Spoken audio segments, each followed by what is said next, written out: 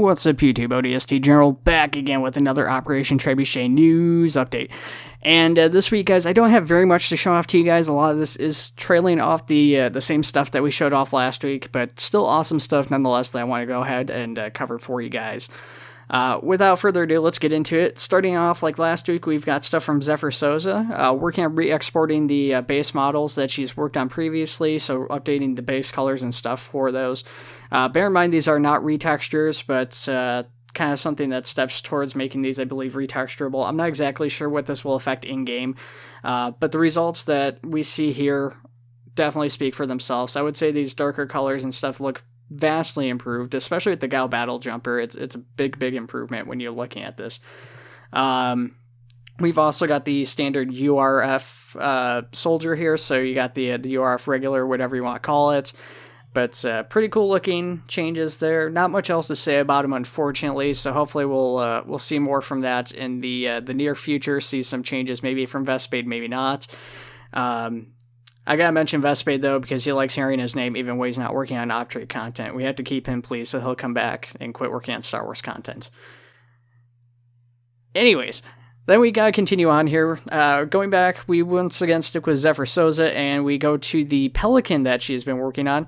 Pelican's pretty cool. It's still very early work in progress, so this first screen, it's still missing the wings, the thruster pods, and all that, but nice little front view of the Pelican. A lot of the body has been sculpted out as far as the little edges and finer details on the exterior and along the top of the craft.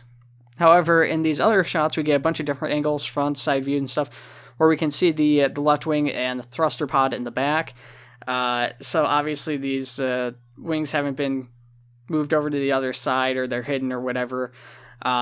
Still very early work in progress. The inside needs to be sculpted out. This needs definitely probably more detail and a lot of other adjustments, but it's looking way better.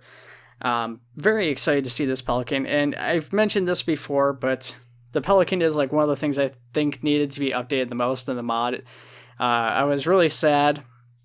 That's why I get frustrated like sometimes when I talk about the DMRs, is because we've had like 3 or 4 DMR like remodels or like replacements and stuff like that and updates, and then like we've got the Pelican from the Eridanus Insurrection, which is one of the most used units in the mod. So I'm very happy that this is being worked on. I really hope this sees all the way to completion. We actually get this thing in game, because even if it just uses the exact same flight model, I believe we've desperately needed a new Pelican for a long time, so very excited about that.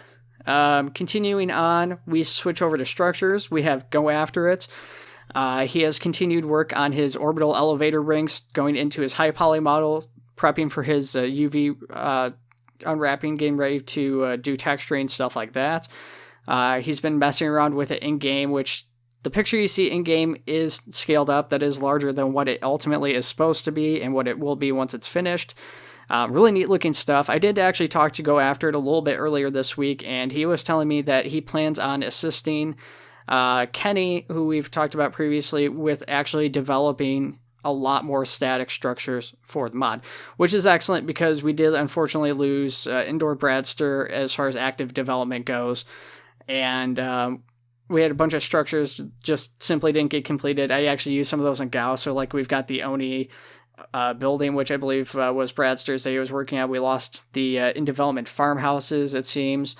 The food stands, which are on Gao, were textured.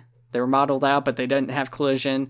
I assume they were supposed to be animated, which wasn't done, and none of that stuff will probably get finished unless Bradster just happens to come back. But if he does come back, chances are, past experience tells me, he'll just end up starting a new project, because that's what most developers tend to do. Rather than pick up where they left off, they start something new. So hopefully we'll get to see some more stuff beyond this Orbital Elevator. Obviously, Kenny's already working on some other buildings.